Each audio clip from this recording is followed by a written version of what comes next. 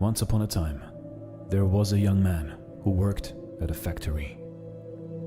His mentor, an old technician, taught him to talk less, do more, and never stop developing his skills in every aspect of the factory's operations.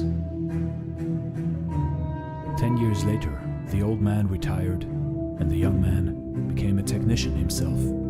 He continued to do his work with the same dedication and diligence as he was taught. One day, he visited his mentor. The old man saw that he seemed unhappy and asked what was troubling him. The young man sighed and poured his heart out. "I have been following your instructions exactly all these years. No matter what I work on, I keep quiet and focus on the job. I know I have done good work in the factory, and I have learned all the skills that can be learned. What I don't understand is that the guys who don't have my experience or capabilities have all been promoted, while I am still making as little as I did before when I was your apprentice."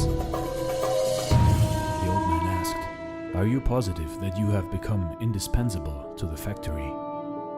The young man nodded, "Yes." The old man paced back and forth to think. After a while, he turned to the young man. "You must request a day off, using whatever reason you like. It is time for you to give yourself a break." The young man was surprised by this advice, but the more he thought about it, the more it made sense. He thanked his teacher and left quickly to make a time off and rest. When he returned to work after his day off, the manager called him into the office to tell him that things did not go well at the factory while he was gone. Others encountered many problems that normally would be handled by him, and they had no idea how to solve them. Realizing his importance, the manager decided to promote him to the position of senior technician, to thank him and encourage him to keep up the good work. The young man was grateful for his mentor's wisdom. Surely, he thought, this was the secret to success. From that point on, whenever the young man felt like he deserved more than what he was getting, he would take a day off. When he came back the next day, the situation would improve to his satisfaction. This pattern continued for months. One day, the young man found that he was blocked from going into the factory. Much to his shock, he found out that his employment was terminated. He could not believe it. Not knowing what else to do, he went back to see his mentor and tried to figure out how things had gone so wrong. "Why did I lose my job?" he asked with humble pride. "Did I not do everything as you instructed?" "Actually, you did not, because you heard only half the lesson." The old man shook his head.